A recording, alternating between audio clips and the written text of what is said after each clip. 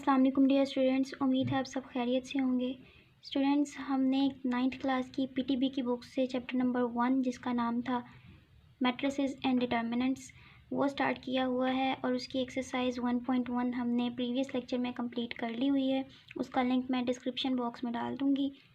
और आज हम इस लेक्चर में एक्सरसाइज 1.2 स्टार्ट कर रहे हैं और उसका क्वेश्चन नंबर 1 है, from the following matrices identify unit matrices, row matrices, column matrices and null matrices. So unit matrices क्या होते हैं?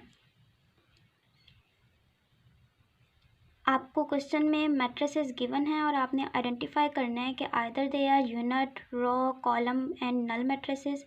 ये कौन से मैट्रिसेस हैं? ठीक है, अब यहाँ पे देखें, नल यूनिट से स्टार्ट करते हैं कि यूनिट मैट्रिक्स हमारे पास होता क्या है। यूनिट मैट्रिक्स से स्टार्ट करते हैं कि यूनिट मैट्रिक्स होता क्या है। यूनिट मैट्रिक्स बेसिकली एक ऐसा मैट्रिक्स होता है जिसकी डायगोनल एंट्रीज हमारे पास 1 1 हो। यहाँ पे 1 हो, अगर हम 2 बाई 2 का एक मैट्रिक्स लें तो ये यहाँ पे 1 हो, दूसरा 0 हो, ये भी 0 हो और ये 1 हो। ठीक है, ये जो एंट्रीज़ होती हैं, ये वाली एंट्रीज़, ये डायगोनल एंट्रीज़ कहलाती हैं। ठीक है, ये वाली जो एंट्रीज़ हैं ये डायगोनल एंट्रीज़ कहलाती हैं। और अगर डायगोनल एंट्रीज़ 1 1 हों और बाकी सारी एंट्रीज़ 0 0 हों तो ऐसा मैट्रिक्स यूनिट या फिर आइडेंटिटी मैट्रिक्स कहलाता है। ये 2 बाई 2 का मैट्रिक्स है, यानी कि इसमें 2 रोज़ हैं और 2 कॉलम्स हैं। ऐसा मैट्रिक्स भी हो सकता है जिसमें 3 रोज़ और 3 कॉलम्स हों, तो वो ऐसे बनेगा, यहाँ पे 1 0 0 0 एंड 1। ये जो डायगोनल एंट्रीज़ हैं, ये वाली डायगोनल एंट्रीज़, ये सारी 1 1 हो और बाकी 0 हो, ये जो कहलाती हैं ये एंट्रीज़ डायगोनल एंट्रीज़ कहलाती हैं। और अगर ये सारी 1 1 हो और बाकी सारी 0 हो तो ऐसा मैट्रिक्स हमारा यूनिट मैट्रिक्स या आइडेंटिटी मैट्रिक्स कहलाता है। सो हमें यहाँ पे आपकी बुक में इस एक्सरसाइज में क्वेश्चन नंबर 1 में A B C D E and F ये पार्ट्स दिए गए हैं। अब आप A पे आके देखें, A में ऐसा मैट्रिक्स नहीं है, 1 तो है ही नहीं है। B ऐसा मैट्रिक्स है ही नहीं है, इसकी डायगोनल एंट्रीज बनती ही नहीं है क्योंकि ये एक रॉ मैट्रिक्स है, एक ही रॉ में दिया गया है। C भी ऐसा मैट्रिक्स नहीं है। हाँ, D ऐसा मैट्रिक्स है। ठीक है, D पे आके हम कह सकते हैं कि D जो है यहाँ पे भी 1 है, यहाँ पे भी 1 है, यानी कि इसकी डायगोनल एंट्रीज 1 1 है और बाकी एंट्रीज 0 हैं। तो हम कह सकते हैं कि ये हमारा आइडेंटिटी मैट्रिक्स है या फिर यूनिट मैट्रिक्स है। ब्रैकेट में लिखते हैं यूनिट। आइडेंटिटी और यूनिट एक ही बात है, आइडेंटिटी मैट्रिक्स या फिर यूनिट मैट्रिक्स है। नेक्स्ट आप E पे देखें या F पे देखें तो हमारे पास ना तो E में ऐसा है, ना तो E में इस तरह का मैट्रिक्स है। E में सिर्फ पूरे मैट्रिक्स में सिर्फ एक वैल्यू है 0, और ना ही F में ऐसा है। ठीक है, तो हमारे पास पूरे क्वेश्चन में सिर्फ एक D ही था जो कि आइडेंटिटी मैट्रिक्स या फिर यूनिट मैट्रिक्स कहला सकता था, बाकी कोई भी मैट्रिक्स ऐसा नहीं है। डैट मीन्स के यूनिट मैट्रिक्स का हमारा क्लियर हो गया। अब हम आते हैं रॉ मैट्रिक्स पे। यूनिट मैट्रिक्स जो था वो हमने आइडेंटिफाई कर लिया, इसके अलावा और कोई नहीं है। अब रॉ मैट्रिक्स पे मूव करते हैं कि रॉ मैट्रिक्स क्या होता है। स्टूडेंट्स, प्रीवियस लेक्चर में हमने पढ़ा था कि रॉ क्या होती है और कॉलम क्या होता है। ठीक है, रॉ क्या होती है? जो हॉरिजॉन्टली कोई डाटा अरेंज किया होता है, हॉरिजॉन्टली या फिर कोई हॉरिजॉन्टल लाइन होती है, तो उस डाटा को हम रॉ कहते हैं। ऐसे जो इस फॉर्म में लाइन होती है उसको हॉरिजॉन्टल लाइन कहते हैं, और जो इस फॉर्म में होती है उसको हम वर्टिकल लाइन कहते हैं। जो हॉरिजॉन्टल होता है उसको हम रॉ कहते हैं और जो वर्टिकल होता है उसको हम कॉलम कहते हैं। तो यहाँ पे हमने देखना है कि ऐसा कौन सा डाटा है जो सिर्फ हॉरिजॉन्टली अरेंज किया गया है। ठीक है, ऐसा कौन सा मैट्रिक्स है जो जस्ट हॉरिजॉन्टली अरेंज किया गया है, जो सिर्फ एक रॉ में अरेंज किया गया है, तो उस मैट्रिक्स को हम रॉ मैट्रिक्स कहेंगे। और जो मैट्रिक्स सिर्फ एक कॉलम में अरेंज किया गया होगा, उसकी सारी एंट्रीज एक ही कॉलम में होंगी, उसको हम कॉलम मैट्रिक्स कहेंगे। तो देखते हैं यहाँ से, ए हमारा है नहीं, ए तो 2 बाई 2 का, इसमें 2 रोज़ हैं 2 कॉलम्स हैं। बी बी में हमारा एक रो एक ही है, एक ही रो में सारी एंट्रीज अरेंज की गई हैं, तो इसको हम कह सकते हैं कि ये हमारा रो मैट्रिक्स है।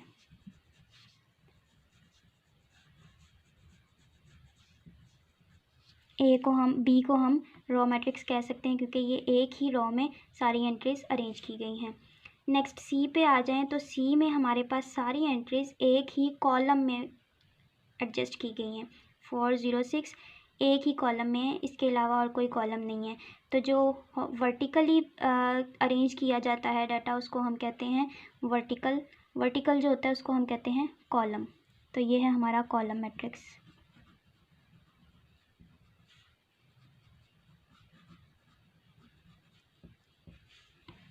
ठीक है जी। नेक्स्ट डी पार्ट हमारा हो गया हुआ है, ये आइडेंटिटी मैट्रिक्स था। ई जो है यहाँ पे एक ही रो है, एक ही कॉलम है और ज़ीरो है ये, तो ये ना तो कॉलम मैट्रिक्स हो सकता है ना रो मैट्रिक्स हो सकता है।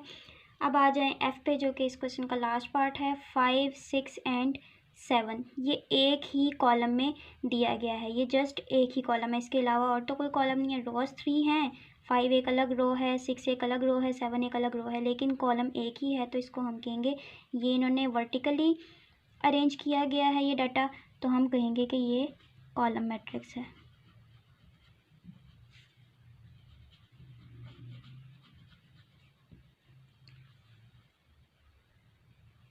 लीजिए, उम्मीद है आपको समझ आ गई होगी। और यहाँ पे हमने यूनिट मैट्रिक्स भी कर लिए, यूनिट मैट्रिसेस भी कर लिए, रॉ मैट्रिसेस भी कर लिए, कॉलम मैट्रिसेस भी कर लिए।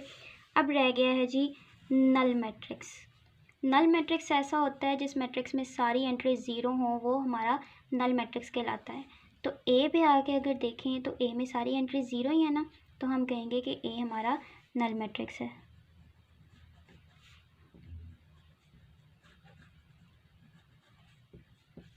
ठीक है जी। नेक्स्ट बी हो गया, रो मैट्रिक्स था। सी कॉलम मैट्रिक्स था। डी हमारा आइडेंटिटी मैट्रिक्स था। एंड ई पे आ जाएं तो ई अगेन हमारा पूरे मैट्रिक्स में सिर्फ ज़ीरो है, तो हम कहेंगे कि ये हमारा नल मैट्रिक्स है। नल मैट्रिक्स यहाँ ज़ीरो मैट्रिक्स दोनों नेम्स हैं इसके।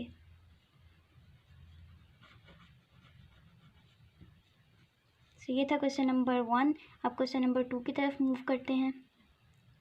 क्वेश्चन नंबर 2 है, from the following matrices identify करना है। मैट्रिसेस हमें गिवन होंगे क्वेश्चन में, बुक में आपकी गिवन है और ये नेम्स गिवन है। आइडेंटिफाई करना है कि इनमें से कौन सा मैट्रिक्स किस नाम का है।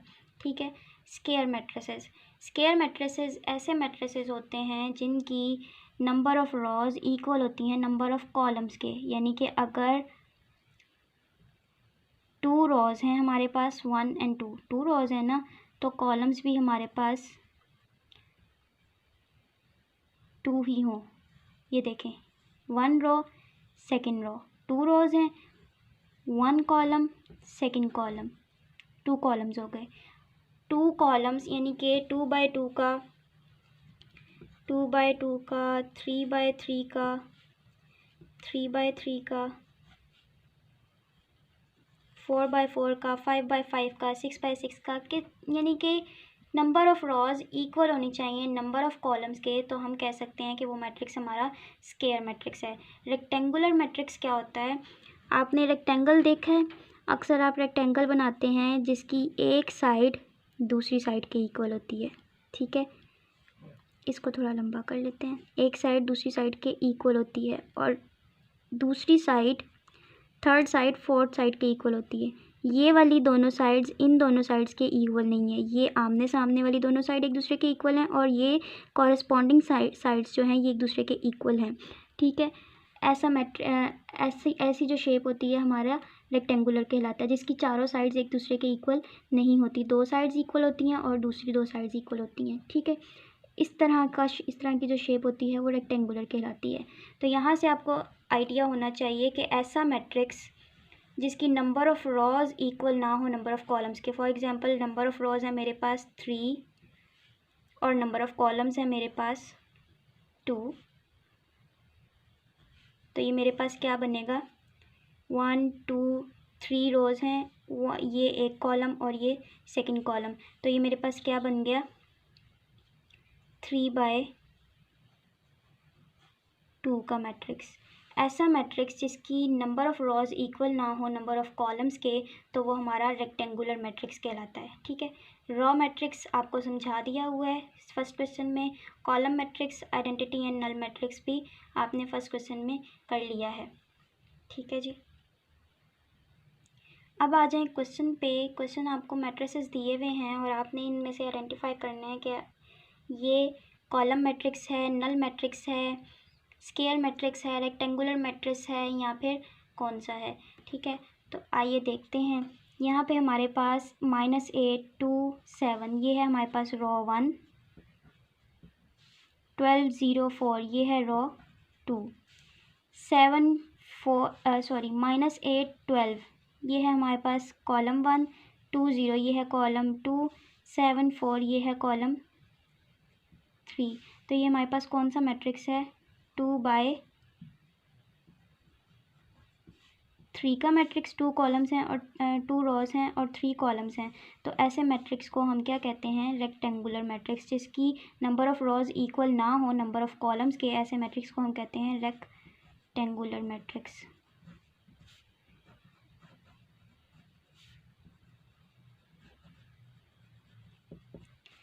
ठीक है जी, नेक्स्ट आ जाएं 3 0 1 ये एक ही कॉलम में दिया गया है, इसका और कोई कॉलम नहीं है, एक ही कॉलम में सारी एंट्रीज हैं, तो ऐसे मैट्रिक्स को हम क्या कहते हैं, कॉलम मैट्रिक्स।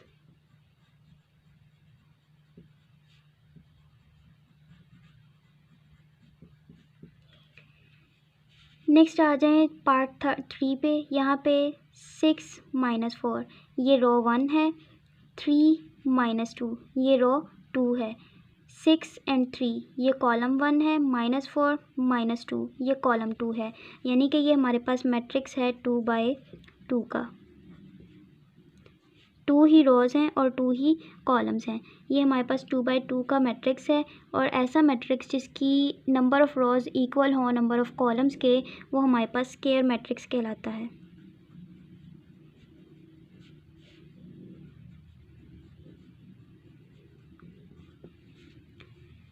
ठीक है जी, नेक्स्ट है पार्ट 4।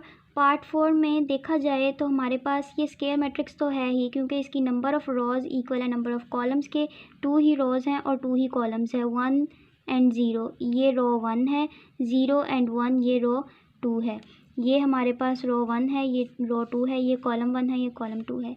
लेकिन एट द सेम टाइम हम ये भी देख रहे हैं कि हमारी डायगोनल एंट्रीज जो हैं वो 1 1 है। ठीक है, डायगोनल एंट्रीज 1 1 हो तो मैट्रिक्स क्या कहलाता है, यूनिट मैट्रिक्स। ये है हमारा यूनिट मैट्रिक्स, या फिर आइडेंटिटी मैट्रिक्स।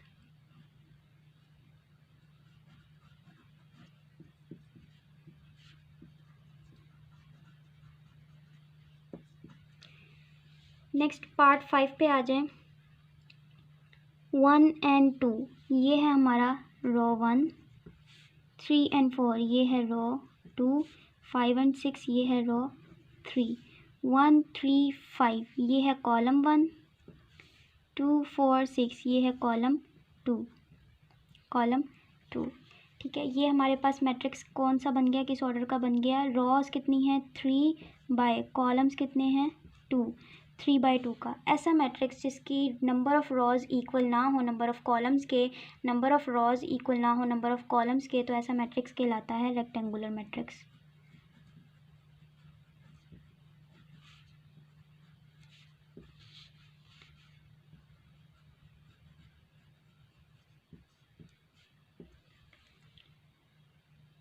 नेक्स्ट ये मैट्रिक्स जो है 3 10 -1 ये एक ही रॉ में दिया गया है, जैसे हमने क्वेश्चन नंबर 1 में भी किया था, तो इसको हम रॉ मैट्रिक्स कहेंगे।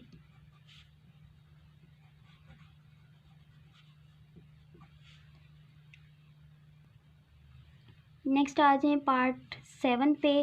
पार्ट 7 में जैसा कि हम पिछले क्वेश्चन में भी करते हैं, क्वेश्चन नंबर 1 में भी हमने किया है कि अगर एक मैट्रिक्स हो हमारे पास और उसकी सारी एंट्रीज उन्होंने एक ही कॉलम में दी हों, एक ही कॉलम में एडजस्ट की हों, तो ऐसा मैट्रिक्स जो है वो हमारा कॉलम मैट्रिक्स कहलाता है।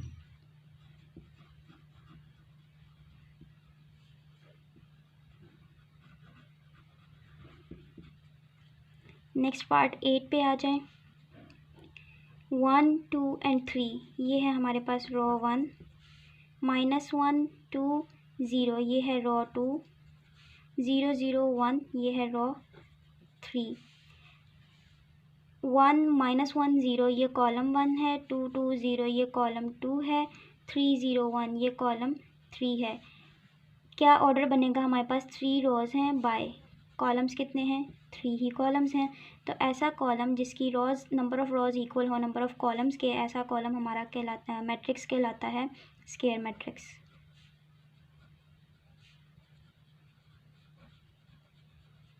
ठीक है जी। नेक्स्ट लास्ट पार्ट पे आ जाएं। लास्ट पार्ट देखें, इसकी हर एंट्री ज़ीरो है।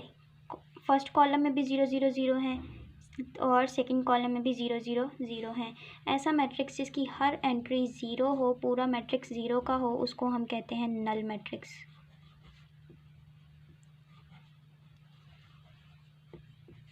या फिर ज़ीरो मैट्रिक्स।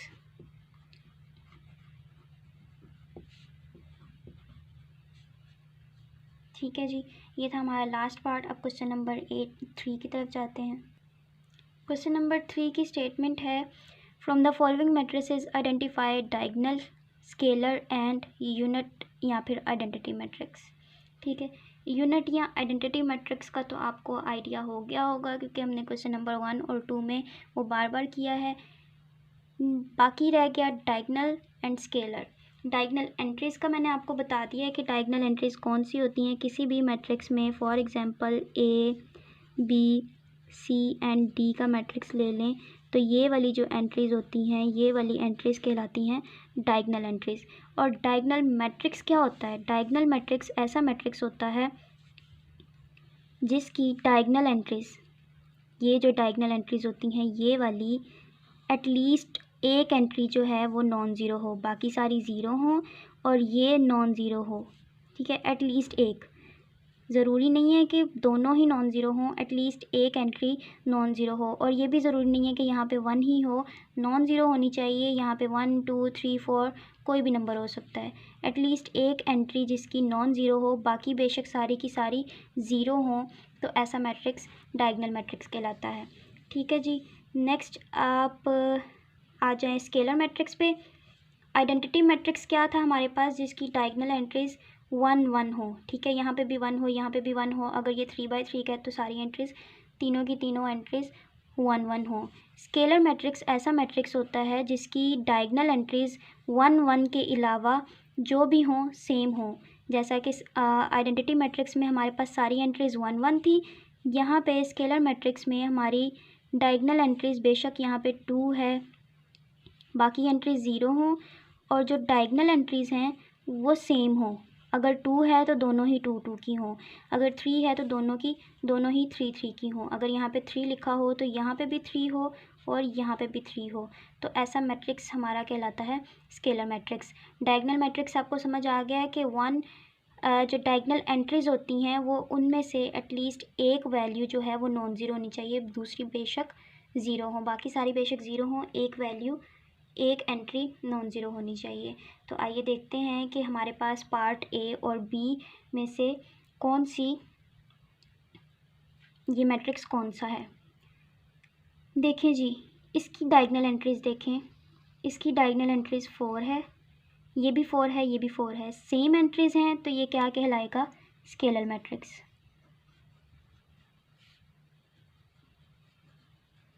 ऐसा मैट्रिक्स जिसकी डायगोनल एंट्रीज सेम हो, 1 1 ना हो, 1 1 होंगी तो वो तो आइडेंटिटी या यूनिट मैट्रिक्स बन जाएगा। 1 1 के अलावा 2 से लेके आगे जितने भी नंबर हों वहाँ पे ये वाली एंट्रीज सेम हो, 2 2 हो, 4 3 3 हो, 4 है तो 4 4 हो, 5 है तो 5 5 हो, सारी एंट्रीज सेम हो डायगोनल एंट्रीज, तो ऐसा मैट्रिक्स स्केलर मैट्रिक्स कहलाता है। नेक्स्ट आ जाए जी, इसकी आप डायगोनल एंट्रीज देखें, सेम भी नहीं है, यहाँ पे 2 है, यहाँ पे -1 है, और 1 1 भी नहीं है। ना तो ये आइडेंटिटी मैट्रिक्स है, ना ये स्केलर मैट्रिक्स है। लेकिन ये दोनों वैल्यूज़ बेशक सेम नहीं है, ठीक है, लेकिन ये नॉन ज़ीरो हैं, ठीक है। यहाँ पे 2 है, यहाँ पे -1 है, ये नॉन ज़ीरो हैं, तो इस मैट्रिक्स को हम कहेंगे कि ये हमारा डायगोनल मैट्रिक्स है।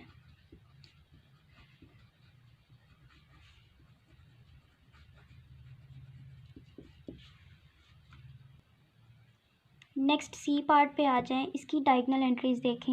ये डायगोनल एंट्रीज़ होती हैं हमारी, इसकी डायगोनल एंट्रीज़ देखें। ये भी 1 है, ये भी 1 है।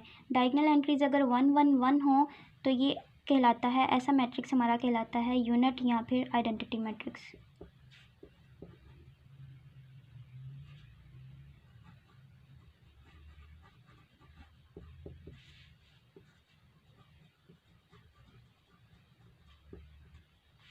ऐसा मैट्रिक्स कहलाता है यूनिट या आइडेंटिटी मैट्रिक्स। डी पार्ट पे आ जाएं, इसकी डायगोनल एंट्रीज़ देखें। 3 और 0 इसकी डायगोनल एंट्रीज़ हैं। एटलीस्ट 1 एंट्री, ये 3 है, ये 0 है, ये भी 0, ये भी 0। एटलीस्ट डायगोनल एंट्रीज़ में से एटलीस्ट 1 एंट्री हमारी नॉन ज़ीरो हो तो ऐसा मैट्रिक्स क्या कहलाता है? Diagonal matrix.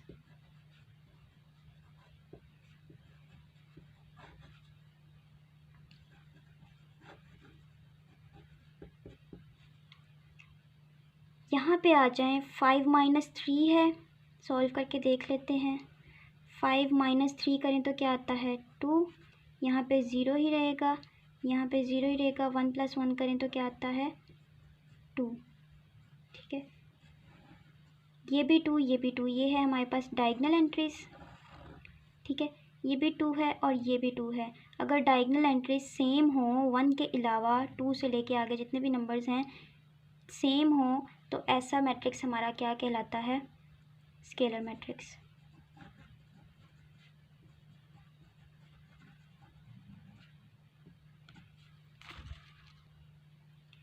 क्वेश्चन नंबर 4 पे आ जाएं।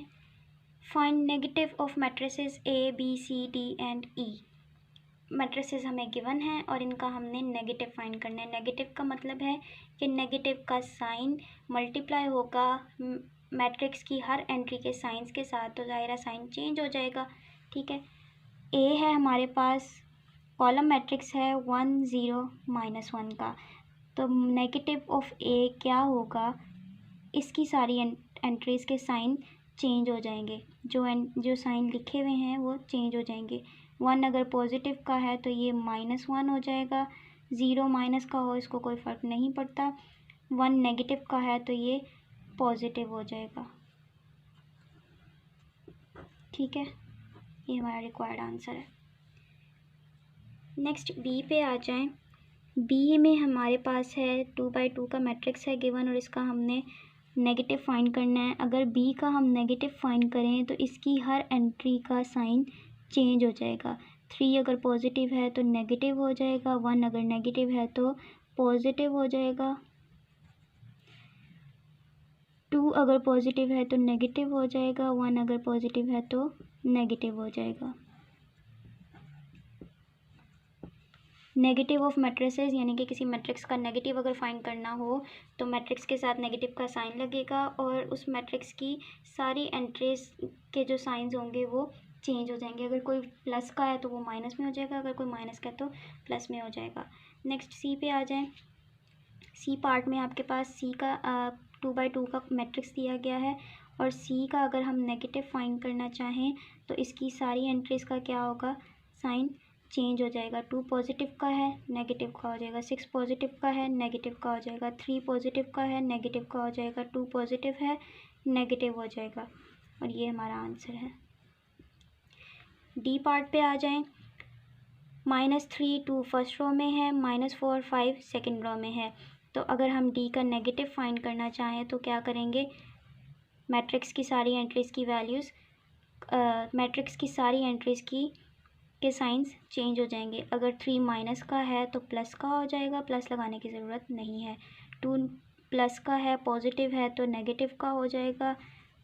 4 नेगेटिव का है तो पॉजिटिव का हो जाएगा, प्लस लगाने की ज़रूरत नहीं है। 5 नेगेटिव का है तो पॉजिटिव का है तो नेगेटिव का हो जाएगा। ये हमारा रिक्वायर्ड आंसर है। नेक्स्ट लास्ट पार्ट है आपका ई पार्ट। इसमें आ जाएं, हमें ये 2/2 का मैट्रिक्स दिया गया है। 1 -5 फर्स्ट रो में है, 2 एंड 3 सेकेंड रो में है। अगर हम नेगेटिव ऑफ ई फाइंड करना चाहें तो ई के साथ नेगेटिव का साइन लगाएंगे और क्या होगा, जो मैट्रिक्स है ई का उसकी सारी एंट्रीज़ के साइंस चेंज हो जाएंगे। ई के मैट्रिक्स के सारी एंट्रीज़ के साइंस चेंज हो जाएंगे। 1 अगर पॉजिटिव का है तो नेगेटिव का हो जाएगा, 5 अगर नेगेटिव का है तो पॉजिटिव का हो जाएगा,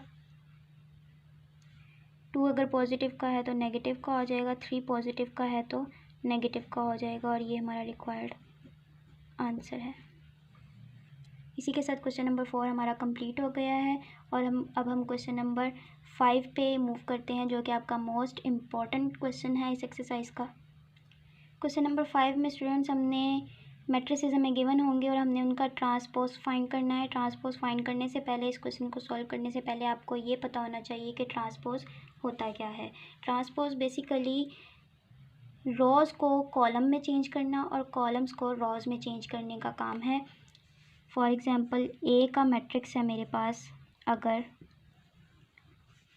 ए बी सी एंड डी, ये मेरे पास क्या है, रो है। ये क्या है, रो है। इसको हम रो 1 का नाम दे देते हैं, इसको रो 2 का नाम दे देते हैं। और ये ए एंड सी हमारे पास है कॉलम 1, बी एंड डी हमारे पास है कॉलम 2। ए का अगर मैंने ट्रांसपोज लेना हो तो हम ए के ऊपर स्मॉल सा टी का साइन लगा देते हैं, स्मॉल टी लगा देते हैं। और फिर इस मैट्रिक्स का हम क्या करते हैं, रो को कॉलम में चेंज कर देते हैं। अगर रो में मेरे पास रो 1 में क्या लिखा है, ए बी, इसको मैं कॉलम में लिख दूँगी। ठीक है, ए बी मेरे पास हॉरिजॉन्टली लिखा हुआ था, इसको मैं वर्टिकली लिख लूँगी, A and B. C D मेरे पास हॉरिजॉन्टली लिखा हुआ था, सेकंड रो थी, मैं इसको सेकंड कॉलम बना लूँगी, सी एंड डी। ठीक है, मैंने रोज़ को कॉलम्स में चेंज किया और यहाँ पे देखें कि ए एंड सी हमारा कॉलम था, ये रो बन गया। बी एंड डी हमारा कॉलम था, ये रो बन गया। तो रोज़ को कॉलम्स में चेंज करना है और कॉलम्स को रोज़ में चेंज करना है, तो हमारा किसी भी मैट्रिक्स का ट्रांसपोज आ सकता है। अब हम एक्सरसाइज की तरफ चलते हैं। इस क्वेश्चन का फर्स्ट पार्ट क्या है, ये है हमारे पास क्वेश्चंस मैट्रिसेस जो हमें बुक में गिवन है, इनका हमने ट्रांसपोज लेना है। ए है हमारे पास एक कॉलम मैट्रिक्स 0 1 एंड -2। इसका ट्रांसपोज लेने के लिए हम क्या करेंगे, ए पे टी का साइन लगा देंगे, ट्रांसपोज का साइन है small T, equals to. Transpose के लिए हम क्या करते हैं, रो को कॉलम में या कॉलम को रो में चेंज कर देते हैं। तो ये हमारे पास एक कॉलम है, इसको हम रो में चेंज कर देंगे, 0 1 एंड -2। ये रिक्वायर्ड आंसर है। बी पे आ जाएं जी। बी हमारे पास एक रो मैट्रिक्स है, एक ही रो में हमें एंट्रीज सारी दी गई हैं, इसको हम कॉलम में चेंज कर देंगे। बी का ट्रांसपोज किसके इक्वल होगा, इसका हम एक कॉलम बना लेंगे, 5 1 एंड -6। ये हमारा रिक्वायर्ड आंसर है। अगर रो है तो उसको कॉलम में चेंज कर लें, अगर कॉलम है तो उसको रो में चेंज कर लें। नेक्स्ट जी सी पे आ जाएं। सी है हमारे पास, ये है हमारे पास रो 1, ये है रो 2, ये है हमारे पास रो 3। इन रोज़ को अब हम कॉलम में चेंज कर लेंगे सी का ट्रांसपोज लेने के लिए। सी के ट्रांसपोज का साइन लगाएंगे और रो बारी बारी रो 1 को कॉलम 1 बना लेंगे, रो 2 को कॉलम 2 और रो 3 को कॉलम 3 बना लेंगे। रो 1 में हमारे पास क्या है, 1 एंड 2, इसको कॉलम में लिख लेंगे, 1 2। रो 2 में क्या है, 2 -1, इसको भी कॉलम में लिख लेंगे, 2 -1। रो 3 में क्या है, 3 एंड 0, इसको भी कॉलम में लिख लेंगे, 3 एंड 0। तो आप देख सकते हैं कि 1 2 3 कॉलम में लिखा हुआ था, अब ये एक रो में लिखा हुआ आ गया, 1 2 3। 2 -1 0 कॉलम में लिखा हुआ था यहाँ पे, और यहाँ पे रो में लिखा हुआ आ गया 2 -1 0। ये हमारा रिक्वायर्ड आंसर है। डी पे आ जाएं। डी में हमारे पास 2 एंड 3 ये रो 1 है, 0 एंड 5 ये रो 2 है। डी का डिटर्मिनेंट लेने के लिए हम क्या करेंगे, रो को कॉलम में चेंज कर देंगे, 2 एंड 3 का कॉलम बना लेंगे, 0 एंड 5 का सेकंड कॉलम बना लेंगे, 0 एंड 5। सो अब आप देख सकते हैं कि 2 एंड 0 यहाँ पे एक कॉलम में दिया गया था और यहाँ पे 2 एंड 0 एक रो में आ गया है।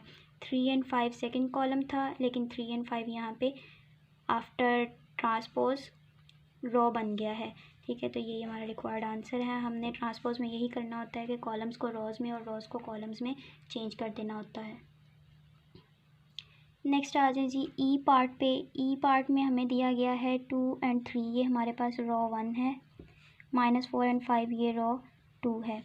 ठीक है जी, अब ई का ट्रांसपोज लेने के लिए हम क्या करेंगे, इन रोज़ को कॉलम्स में चेंज कर देंगे। 2 और 3 का कॉलम बना लेंगे, -4 और 5 को सेकंड कॉलम बना लेंगे, -4 और 5। अब आप देख सकते हैं कि 2 और -4 फर्स्ट कॉलम था, आफ्टर ट्रांसपोज 2 और -4 फर्स्ट रो बन गया। 3 और 5 सेकंड कॉलम था, आफ्टर ट्रांसपोज 3 और 5 सेकंड रो बन गया। सो यही हमारा रिक्वायर्ड आंसर है। लास्ट पार्ट है हमारे पास एफ़ का ट्रांसपोज लेंगे तो हमारे पास क्या होगा, यहाँ पे रो 1 क्या है, 1 और 2, ये है रो 1, 3 और 5 ये है रो 2। तो रोज़ को कॉलम्स में चेंज कर लेंगे। रो 1 क्या है, 1 और 2, इसका कॉलम बना के लिख लेंगे। सॉरी, यहाँ पे 1 आता है, 1 और 2, 3 और 4। सो अब आप देख सकते हैं कि 1 और 3 यहाँ पे कॉलम 1 था, यहाँ पे रो 1 बन गया है। 2 और 4 यहाँ पे कॉलम 1 था, आफ्टर ट्रांसपोज 2 और 4 रो बन गया है। सो ये हमारा रिक्वायर्ड आंसर था। हमने रोज़ को कॉलम में और कॉलम्स को रो में चेंज करके हर अपने मैट्रिक्स का ट्रांसपोज ले लिया है।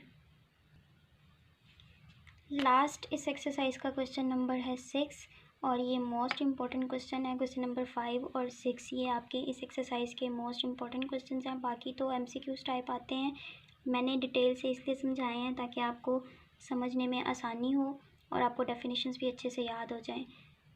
लेकिन अगर कोई short question as a short question आता है तो वो क्वेश्चन नंबर 5 और 6 ही आता है। क्वेश्चन नंबर 5 जो था उसमें हमने क्या किया था, ट्रांसपोज लिया था। 6 में भी हमने यही करना है, लेकिन 6 में हमने वेरीफाई करना है। क्वेश्चन है हमारे पास, verify that if A equal है मैट्रिक्स, फर्स्ट रो है 1 0, फर्स्ट कॉलम है 1 0, सेकेंड कॉलम है 2 और 1। बी है हमारे पास मैट्रिक्स, फर्स्ट कॉलम में है 1 और 2, सेकेंड कॉलम में है 1 और 0। तो हमने वेरीफाई करना है कि अगर हम ए का ट्रांसपोज लें, जो आंसर आए उसका दोबारा से ट्रांसपोज लें। ए का हम ट्रांसपोज लें, जो आंसर आए उसका हम दोबारा से ट्रांसपोज लें, तो फिर वो इक्वल हो जाए ए के। देखते हैं करके कि इक्वल आता है या नहीं, ये हमने वेरिफिकेशन करनी है। ए किसके इक्वल है हमारे पास, 1 0 2 1 के। ए का ट्रांसपोज लेंगे, ए ट्रांसपोज किसके इक्वल आएगा, कॉलम्स को रोज़ में और रोज़ को कॉलम में चेंज कर देंगे। रो 1 क्या है, 1 और 2, इसको हम कॉलम में लिख लेंगे 1 और 2। रो 2 क्या है, 0 और 1, इसको हम कॉलम में लिख लेंगे 0 और 1। अब फर्दर इसका दोबारा से ट्रांसपोज लेना, देखें ए का ट्रांसपोज है और फिर से उसका ट्रांसपोज लिया गया है। ए का ट्रांसपोज हमने ले लिया, अब दोबारा से इसका ट्रांसपोज लें तो देखते हैं कि ये ए के इक्वल आता है या नहीं आता। ए के ट्रांसपोज का ट्रांसपोज लें तो वो किसके इक्वल आएगा, ये है ए का ट्रांसपोज। इसका ट्रांसपोज लेने के लिए हम क्या करेंगे, इसकी रोज़ को कॉलम में चेंज कर देंगे या कॉलम को रोज़ में चेंज कर देंगे। रो 1 है 1 और 0, इसका हम कॉलम बना लेंगे 1 और 0। सेकेंड रो है 2 और 1, इसका हम कॉलम बना लेंगे 2 और 1। सो ये बिल्कुल एज इट इज़ ए की तरह नहीं आ गया, 1 0 2 1 1 0 2 1। सो हम कह सकते हैं कि ए के ट्रांसपोज का फर्दर अगर ट्रांसपोज लिया जाए तो वो ए के इक्वल ही आता है। प्रूव्ड। नेक्स्ट भी एज इट इज़ है। बी पार्ट दिया गया है, बी हमारे पास किसके इक्वल है, 1 2 1 0 के। ठीक है जी, प्रूव हमने क्या करना है कि बी का ट्रांसपोज लिया जाए और फर्दर उसका दोबारा से ट्रांसपोज लिया जाए तो वो बी के इक्वल आएगा। तो बी का ट्रांसपोज लेके देखते हैं। बी का ट्रांसपोज लेने के लिए हम क्या करेंगे कि बी की फ़र्स्ट रो को हम कॉलम बना लेंगे, फर्स्ट कॉलम बना लेंगे, सेकंड रो को सेकंड कॉलम बना लेंगे। फर्स्ट रो में क्या है हमारे पास 1 1, तो हम 1 1 कॉलम में लिख लेंगे। सेकंड रो में क्या है 2 और 0, इसको हम सेकंड कॉलम में लिख लेंगे 2 और 0। ये बी का हमारे पास ट्रांसपोज आ गया। अब हम बी के ट्रांसपोज का फर्दर ट्रांसपोज लेंगे। बी के ट्रांसपोज की फर्स्ट रो क्या है 1 एंड 2, इसको कॉलम बना के लिख लेंगे 1 एंड 2। सेकेंड रो क्या है 2 1 एंड 0, इसको कॉलम बना के लिख लेंगे 1 एंड 0। सो देखें हमारे पास बी ऐसा ही नहीं है, 1 2 फर्स्ट कॉलम में है, बी के ट्रांसपोज का ट्रांसपोज लिया तो इसका भी फर्स्ट कॉलम 1 एंड 2 आया। सेकंड कॉलम था बी का 1 एंड 0, बी के ट्रांसपोज का हमने ट्रांसपोज लिया तो हमारे पास सेकंड कॉलम आया 1 एंड 0। तो हम कह सकते हैं कि बी का ट्रांसपोज का अगर हम फर्दर ट्रांसपोज लें तो हमारे पास बी के इक्वल आएगा।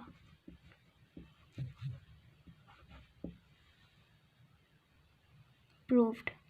सो ये थी हमारी एक्सरसाइज 1.2 जो कि फिनिश हो चुकी है। नेक्स्ट लेक्चर में एक्सरसाइज